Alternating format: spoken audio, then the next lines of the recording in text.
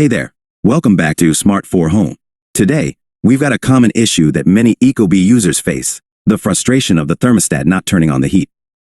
But worry not, because in today's video, we're going to walk you through some troubleshooting steps to get your Ecobee back in action and your home nice and toasty.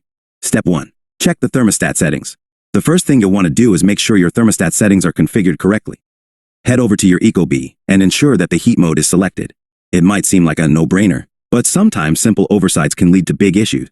Just tap on the menu button, go to Settings, and double-check that Heat is the selected mode. Step 2. Power cycle your thermostat. If the settings look good but you're still facing issues, the next step is to perform a power cycle.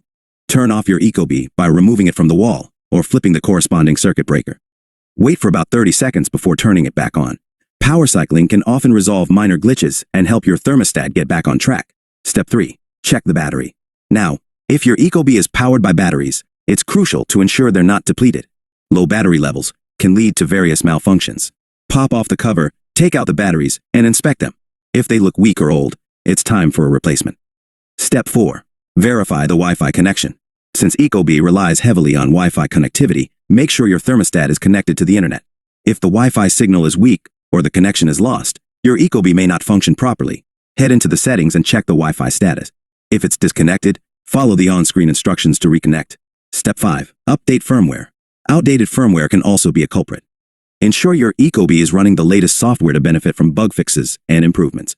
Go to Menu, Settings, and System. From there, you can check for updates. Conclusion. And there you have it. If your Ecobee still isn't turning on the heat after following these steps, it might be time to reach out to Ecobee customer support for more personalized assistance.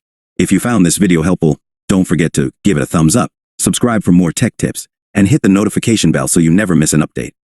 Thanks for watching, and stay warm.